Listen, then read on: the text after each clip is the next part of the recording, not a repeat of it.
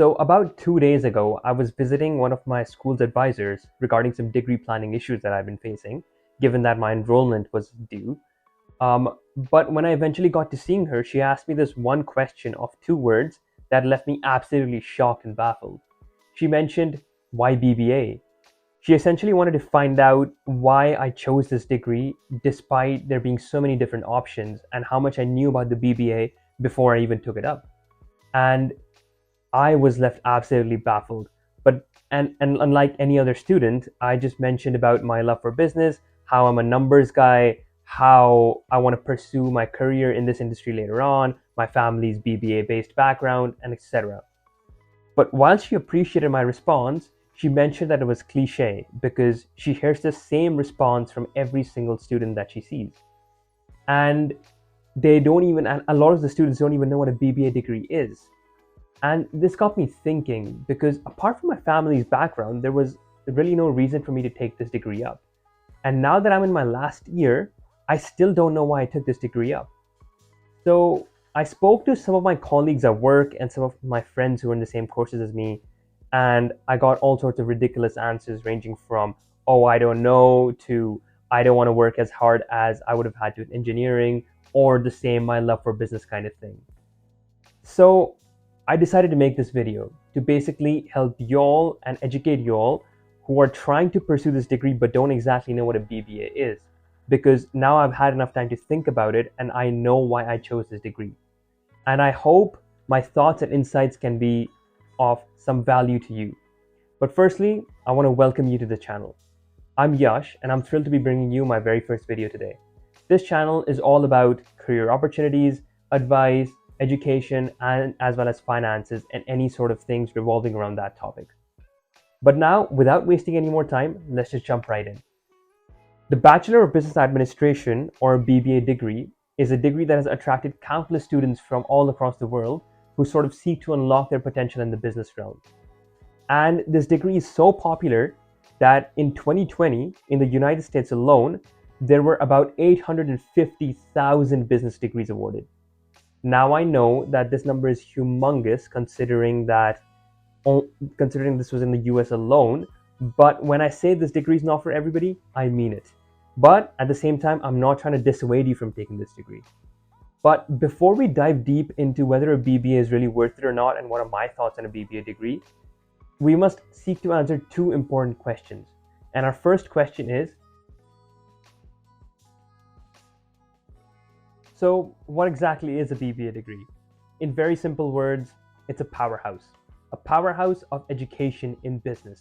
It is sort of your golden ticket to unlocking the business realm. It teaches you more generalized aspects of business, ranging from personal to corporate finance, simple marketing to logistics and supply chains, financial to managerial accounting, with a sprinkle of human resources and labor studies. And this is one of the slight downsides of this degree, where it can become a little too generalized for students who already know and have their intended pathway. Someone like me, before starting off my degree, I knew I wanted to pursue operations management and management information systems, but I had to go through different courses like human resources. While it was interesting to gain knowledge in that aspect, those courses were not really necessary for me to excel in any way to do well in my career. And now that we know what a BBA degree is and what are its elements, our second question entails,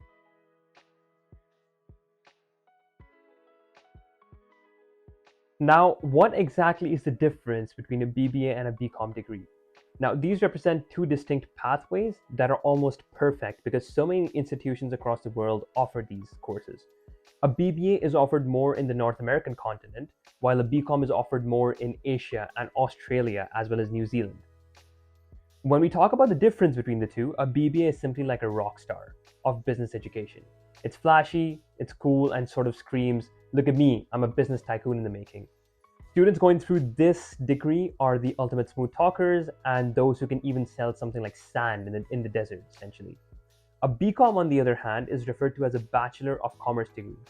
And this is for more of the studious introvert student with a pocket calculator as his best friend. Now, these students are usually the number crunching superheroes of the business realm, and they have a knack for analyzing different financial statements, creating mind-boggling spreadsheets, as well as predicting different stock market trends while sipping their espresso. But despite their differences, both of these candidates sort of complement each other like yin and yang, where the BBA crew bring in the charisma, the big picture thinking to the table. The BCom folks ensure attention to detail with their financial wizardry as well as risk analysis skills. But now that the difference is out of the way and that we've answered both of the questions, I'm going to assess and talk about the BBA degree by using three measures I call P, P, and P. So our first P essentially stands for prospects or career prospects. A BBA degree opens up a wide range of career opportunities across different industries and sectors for anybody who has completed this degree. Now, the business field and industry is ever evolving. The corporate world is ever evolving. And that's why it offers so many diverse roles. For example, in management, in finance, in consulting, in entrepreneurship, in logistics, in supply chain, and so many more roles. Some good examples of roles, according to Indeed.com, are, for example, a marketing coordinator, an accountant, a financial analyst, an HR manager, a project manager, a supply chain coordinator, and these are only just to name a few. There's so many more positions that can be filled with a BBA degree. But one of the most enticing aspects of a BBA degree is its potential for leadership roles. Employers actively seek out BBA graduates to fill these managerial and leadership positions in both established as well as startup corporations, because they expect you as a candidate to use your academic, your networking, as well as your past work experiences in order to work your way up quickly by understanding the company's tools, systems, technologies, etc. And moving up from a position like a marketing coordinator to a marketing director can be possible in just a few years, provided that you put in the work. A very good example of this is that John Stankey, the CEO of AT&T, which is an American telecommunications giant, was actually a BBA graduate. So if you put in the right amount of work, you could probably fill his position next. Now I know most of y'all are here for the second P, but trust me when I say this is not the most important P. So our second P stands for pay, or post-graduation pay, or salary in other words. What would the point of this education and time and effort be if you're not getting paid for your career, right? But this is a very difficult topic to talk about because the salary of a BBA graduate is based on several different factors such as industry, job role, location, company, individual experience, connections, contacts, networks. And it's also important to recognize that times of economic downturn or economic boom can affect salaries. Now, the salary for business graduates is so diverse because of the infinite possibilities that I just listed. But the best way to understand this could be to talk about the average salaries, at least here in Canada where I'm based. So according to talent.com, an average BBA graduate makes about $81,000 pre-tax. The lower end of the spectrum makes about $60,000, while the higher end makes close to about $145,000. But of course, when you start off in the corporate world, you would make entry-level salaries and eventually work your way up. It is important to note that salary growth often comes with aspects like continuous learning, professional development, and commitment to learning the company's tools, systems, and technologies, as well as delivering those exceptional results in the workplace. Something like pursuing a further education like an MBA, a Master's in Business Administration, or an MCom or Master's in Commerce, or even a PhD or other specialized certifications can also enhance this learning and salary potential. And now finally, we're at the most important P, which is personal growth. Now, this is the most subjective and hardest P to talk about out of the three, because the BBA degree that is offered by most institutions today is quite in line with evolving business needs and corporate needs. That is, the content in the degree that you study is quite in line with stuff that you're going to be doing in the practical world, provided that you pursue everything that you're interested in. But areas such as continuous learning, emotional intelligence, interpersonal, and communication skills are all honed to an extent as a part of this degree, but they play a much bigger role in personal growth. Now, you need to understand that this is one area that sort of extends beyond your conventional lecture hall or classroom. You need to be able to move around your institution. You need to be able to move around your campus, form networks, and participate in order to kind of attain this aspect. The other two aspects, that is career opportunities as well as your pay, are not in your control, but this is the only aspect that is in your complete control. This isn't also necessarily tied to your grades, unlike the previous piece. If you're pursuing something like finance or investment banking, grades are very important. But for personal growth, grades are not that important. Personal growth instead encompasses the development of our character, of our values, as well as our soft skills that are sort of indispensable in today's dynamic and interconnected world. And pursuing this degree will help you hone this aspect to an extent. A lot of the effort has to come from your own side. But now that we've talked about the 3 Ps, how would I rate these 3 Ps?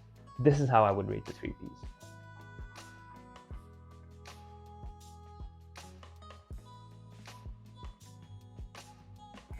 Now, some of you might think that my rating is a little unfair, right?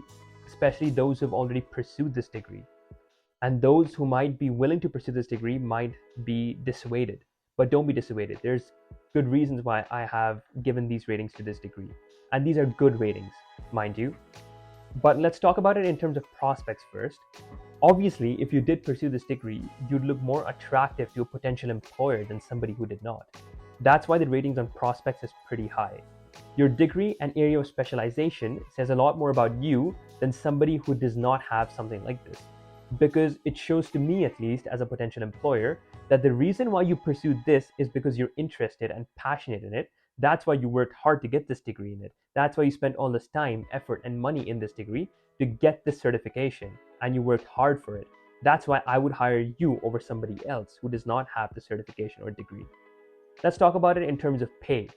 If you consider the average pay in Canada for all professions, it comes up to about $70,000, which is much lower than its BBA counterpart, which, as we mentioned before, is about $80,000.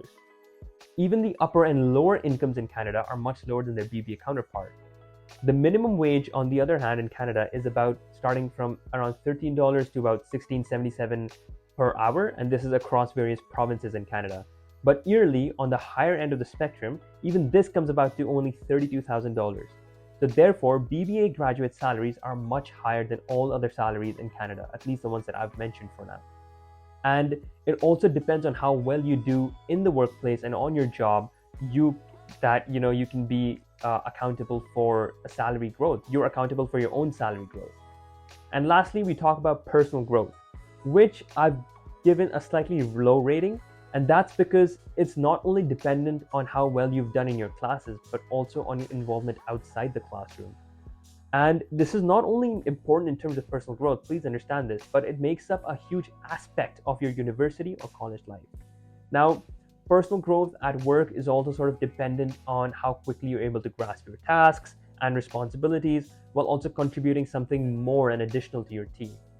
Doing things like staying overtime, showing incentive, and working on your weaknesses while honing your strengths are good ways to go about personal growth in your workplace. But before I end this video, I need to mention that there is no degree that's perfect, and this is just one piece of the puzzle, and the journey is yours to shape. But there you have it, a comprehensive exploration of the BBA degree and my thoughts that will hopefully help you navigate the path ahead. But remember, the power to carve your destiny lies within you, regardless of the degree that you choose. Thank you for joining me on this journey today. If you enjoyed this video, remember to hit that like button for more captivating content like this. Remember to hit the subscribe button as well and ring the notification bell so you never miss an update. Until next time, keep striving for excellence, always stay curious, and always pursue your dreams. Take care, and I'll see you in the next video.